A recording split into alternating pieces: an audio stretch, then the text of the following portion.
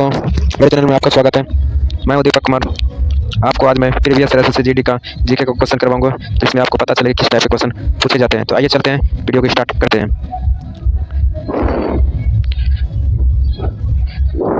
जैसा कि पता है, सिलेबस चेंज है।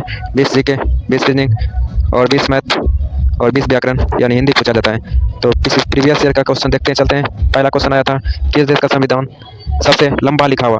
तो इसका आंसर हो जाएगा भारत। नेक्स्ट क्वेश्चन आया था, कौन नवंबर 2022 में भारत में गोपालगंज बिहार से विधानसभा के सदस्य बने थे? तो इसका आंसर कुसुम देवी। नेक्स्ट क्वेश्चन आया था, सरकार की प्राप्तियां जो देयता सृजित करती है या वित्तीय परिसंपत्तियों को कम करती है, क्या कहलाती है? तो इसका आंसर हो जाएगा पूंजीपति। नेक्स्ट आया था, नाट्य शास्त्र का रचयिता माना जाता है? भरत को माना जाता है राष्ट्रीय शास्त्र का रचयिता। नेक्स्ट क्वेश्चन आया था, मई और जून के महीनों में देश के उत्तरी भागों में चलने वाली तेज गर्म और शुष्क स्थानीय हवा को क्या कहा जाता है? तो जैसा कि पता है कि मई जून और महीनों में जब चलती है तो उसे लू बोलते हैं। विकास की प्रक्रिया के दौरान कोई देश के अर्थसंरचनात्मक परिवर्तन से गुजरता है, कौन सा इस परिवर्तन का संकेत है? जीडीपी, जिसका फुल फॉर्म जीडीपी का फुल फॉर्म है ग्रोस डेवलपमेंट प्रोग्रेशन।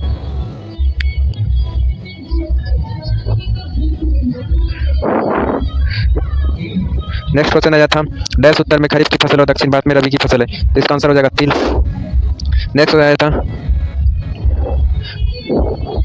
26 नवंबर 1949 को डॉक्टर राजेंद्र प्रसाद ने सभा के अध्यक्ष के रूप में दस्तावेज प्रस्तुत किए। यहाँ किस दस्तावेज के बारे में बात की जा रही है? तो दस्तावेज भारत के संविधान। नेक्स्ट क्वेश्चन आया था, नेक्स्ट क्वेश्चन, भारतीय भारोत्तोलक सैखम मीराबाई चानू ने 2021 में उस समय इतिहास रच दिया जब वे टोक्यो ओलंपिक पदक जीतने वाली पहली भारतीय भारोत्तोलक बनी। नेक्स्ट आया था, किसी विलिगत परमाणु के नाभिक के केंद्र और बाह्यतम कोश के बीच की दूरी को क्या कहा जाता है? तो बाह्यतम और कोश की दूरी के बीच को कहा जाता है परमाणु आकार। नेक्स्ट है, घरेलू मुद्रा के संदर्भ में विदेशी मुद्रा की एक इकाई की कीमत क्या कहलाती है? तो इसकी कहलाती है मुद्रिक विनिमय दर। कबड्डी खेल के मैदान के किनारे सीमित बॉल लॉबी की चौड़ाई कितनी होती है? 1 मीटर। 1 मीटर होती है। खेल से संबंधित प्रश्न पूछे जाते हैं और भारत के शास्त्रीय नृत्य और भारतीय राष्ट्रीय भाषा से प्रश्न भी पूछे जाते हैं। नेक्स्ट क्वेश्चन आया था, 13 नंबर, किसने जून 2022 में महाराष्ट्र के नए मुख्यमंत्री के रूप में शपथ लिए हैं? तो एकनाथ शिंदे। अभी 3 राज्य हाल ही में 4 राज्यों में चुनाव हुए, मध्य प्रदेश, छत्तीसगढ़ और तेलंगाना और राजस्थान, तो उनका भी याद रख लीजिएगा। नेक्स्ट क्वेश्चन आया है, वेम्पति चिन्नौ सत्यम ने किस नृत्य शैली में अपनी पहचान बनाई थी? इसका आंसर कुचिपुड़ी। शास्त्रीय असम का राष्ट्रीय नृत्य है मोहिनीअट्टम। मोहिनीअट्टम कुचिपुड़ी आंध्र प्रदेश, मोहिनीअट्टम केरल का। भारतीय संविधान में कौन सा अनुच्छेद राज्य की सरकार के कार्य का संचालन करती है? तो अनुच्छेद 166, धारा 144 तो आप जानवे करते हैं आचार संहिता में लागू किया जाता है। निम्नलिखित में को सुलमित करें। तो इसका आंसर हो जाएगा धान और अनाज। तो धान और अनाज जो हो गया मसूर की दाल, और दूध और मांस चावल, वसा और शर्करा मछली, दालें और फलियां। तो इसका दाल और फलियां किसका उदाहरण है? मसूर की दाल का। वसा और शर्करा किस में पाया जाता है? घी में पाया जाता है। और दूध और मांस मछली में। तो आंसर इसका हो जाएगा बी। नेक्स्ट क्वेश्चन आया था, गोवा का कौन सा वसंत उत्सव गोवा में मनाया जाता है? वसंत महीनों में सिग्मो मनाया जाता है। सिग्मो गो से गोवा। जनगणना 2021 के 11 के अनुसार किस भारतीय राज्य का जनसंख्या घनत्व सबसे कम है? सबसे कम अरुणाचल प्रदेश का है और सबसे अधिक बिहार का है। चरक को डैश के जनक के रूप में जाना जाता है? चरक को आयुर्वेद के रूप में जाना जाता है। भारत के शास्त्रीय नृत्य योग का पतंजलि, भारतीय रागा। तो नेक्स्ट क्वेश्चन आते हैं, 20 नंबर, लास्ट क्वेश्चन है, शहरी जल संतुलन योजना में चिन्हित योजनाओं के आधार पर डैश तैयार किया जाएगा? City water action plan. तो इसका answer city water action plan हो जाएगा। तो नेक्स्ट क्वेश्चन आइए अब हिंदी का देखते हैं। ये तो मैथ आ गया, मैथ का मैं करवा दूंगा, मेरे पास ऑलरेडी है 54 PDF है, मैं सबका करवा दूंगा प्रीवियस ईयर का। तो चलते हैं इंग्लिश भाई मुझे नहीं समझ से बाहर है। इंग्लिश फिर भी आता है बहुत कुछ। इंग्लिश थोड़ा हार्ड है, उससे तो हिंदी रहता है। हिंदी को आप करो जैसे मैंने किया था, सिलेक्शन ले आऊँ भाई। चलिए यहाँ से हिंदी। जल ही जीवन है। जल ही जीवन है। उपयुक्त वाक्य में रखेंगे सबके पर्यायवाची शब्द का चयन विकल्प से किया है। तो जल का पर्यायवाची क्या होगा? जल का पानी होगा।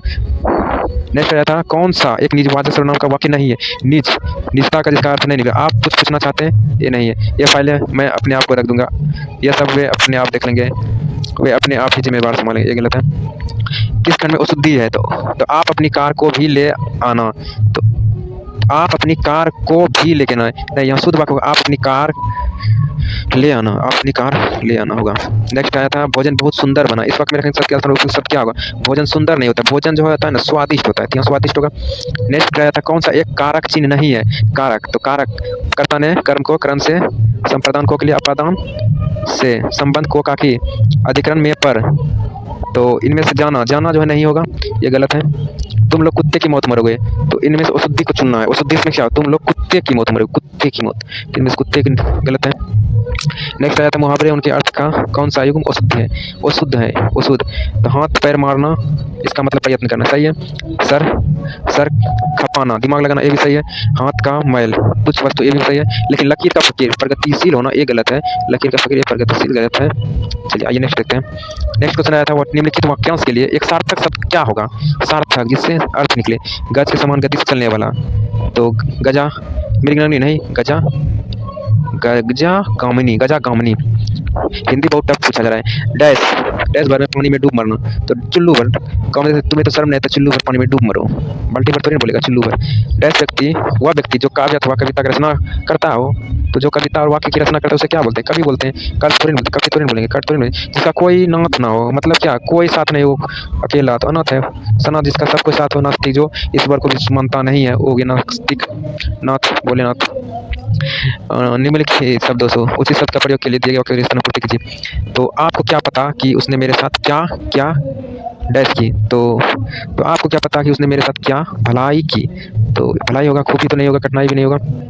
नेक्स्ट क्वेश्चन आया था 13 नंबर, सुयस अमेरिका गया होगा, उपरोक्त वाक्य पूर्ण भूतकाल का प्रयोग करते पुनः लिखे। सुरेश अमेरिका गया था, मतलब भूतकाल में गया था, तो अमेरिका जा गई, तो भविष्य हो गया, वो जा रहा था, सुरेश अमेरिका गया है, ये प्रेजेंट हो गया। नेक्स्ट, गुरु हथौड़े से वो प्रहार कर रहा था, गुरु हथौड़े से प्रहार कर रहा था, उस वाक्य में प्रयुक्त गुरु के स्थान पर उसके विलोम शब्द का प्रयोग किस वाक्य में किया गया, विलोम, तो लघु हथौड़े से वह प्रहार कर रहा था, तो गुरु का होता है लघु, इसमें ये पॉइंट याद था, गुरु का होता है लघु, गुरु का होगा लघु, गुरु का होगा लघु। 15 नंबर आया था हिंदी में, कौन सा शब्द अर्जुन शब्द का पर्यायवाची है, अर्जुन का, जगन्नाथ नहीं होगा, मरपति नहीं होगा, विनायक नहीं, सब साची, सर्व साची होगा, इसका आंसर हो गया सब साची। चलिए नेक्स्ट, गद्यांश पढ़ने वाला, तो इसमें जो है प्रश्न संख्या 1 से 5 तक दिया, इसको ध्यान से पढ़ के पढ़ना है। इसमें अगर 5 नंबर में उठा लिए थे रिजल्ट का चांस यही तो है, मेरिट तक लेके जाएगा आपको। तो कह रहा है गद्यांश, गुरु नानक ने प्रेम का संदेश दिया है। उनका कहना था कि ईश्वर के नाम के सम्मुख जाति और कुल के बंधन डैश है, सार्थक है नहीं निरर्थक है, तो इसका आंसर होगा निरर्थक, इसका आंसर निरर्थक। नेक्स्ट 2 नंबर में बोल रहा था निरर्थक है क्योंकि मनुष्य जीवन का जो चरम प्राप्त है वह स्वयं प्रेम रूप है, और प्रेम ही उसका स्वभाव है, और प्रेम ही उसका, तो इसमें भी हो जाएगा प्रेम, तो प्रेम ही उसका साधन, और मुग्ध मनुष्य सच्ची प्रीति से ही तेरा मान अभिमान नष्ट होगा, तेरी छोटाई की सीमा डैश होगी, तेरी छोटाई की सीमा, तो तेरी छोटाई की सीमा डैश होगी, तो तेरी छोटाई की सीमा डैश होगी, तो यहाँ पर हो जाएगा समाप्त, तेरी छोटाई समाप्त होगी। नेक्स्ट आया था 19 नंबर में भरना था, 19 नंबर में और 4 स्थान पे होगी, परम मंगलम सिद्ध तुझे प्राप्त होगा, उसी सच्चे प्रेम की साधना ही तेरे जीवन का परम लक्ष्य है। बाह्य अमंडरों को आडम्बरो होगा, तो बाह्य आडम्बरो हो गया इसका आंसर, बाह्य आडम्बरो। नेक्स्ट 20 नंबर लास्ट आया था, आडम्बरों को तू धर्म समझ रहा है, मूल संस्कार को तू आस्था मानता है, नहीं प्यारे, यह सब धर्म नहीं है, धर्म तो स्वयं रूप होकर भगवान के रूप में तेरे भीतर विराजमान है, तेरे भीतर क्या होगा विराजमान, तो तेरे भीतर हो गया विराजमान। तो ये था आज का दोस्तों, वीडियो अच्छा लगे तो लाइक करें, अब नहीं है, आगे मैं नेक्स्ट व्याकरण और जीके का वीडियो लाऊंगा। बाय, टेक केयर, अच्छे से तैयारी करिए, रिजल्ट होगा। वीडियो अगर अच्छा लगे तो लाइक एंड सब्सक्राइब जरूर करेंगे। धन्यवाद।